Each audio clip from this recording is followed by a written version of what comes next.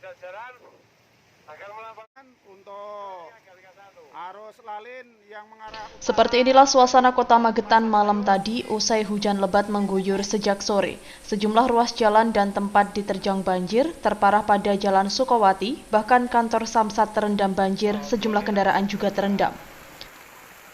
Pasire banjir bandang, Ojo Keli. Pasca banjir pagi ini, tampak sejumlah kerusakan terjadi. Kantor Samsat penuh lumpur dan sampah, rumah, toko dan warung warga juga dipenuhi material lumpur yang terbawa banjir. Bahkan median jalan pembatas pada Jalan Sukowati juga ambrol dan rusak. 4 kakak terisolasi akibat jalan masuk putus tergerus air bah yang meluap akibat penyempitan. Hal ini dibenarkan oleh PLT Kepala Dinas PUPR Muhtar Wahid yang melihat langsung ke lokasi terparah Jalan Sukowati, curah hujan yang tinggi dan penyempitan pada sungai akibat pemukiman warga, sehingga sungai tidak mampu menampung volume air hujan yang tinggi, akibatnya meluber ke jalan dan pemukiman. Pihaknya berjanji akan segera membuat sudetan-sudetan di atas untuk mengurangi debit air ke bawah. Ada beberapa hal yang harus kita perhatikan. Pertama, dimensi sungai yang dikatakan menyempit tadi juga harus kita normalkan lagi. Kemudian mengatasi masalah itu tidak bisa hanya sepotong-sepotong. Kita harus melihat secara komprehensif.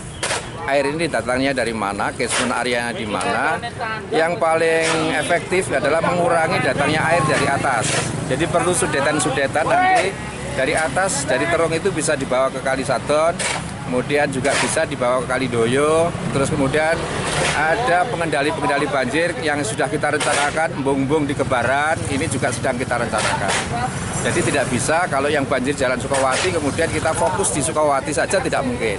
Ya embung sudah kita lakukan pengkajian, kemudian kalau sudetan-sudetan itu nanti kita harus berkoordinasi dengan banyak pihak-pihak terkait, karena itu nanti perlu pembebasan lahan untuk membuat saluran buang ke kali dan seterusnya.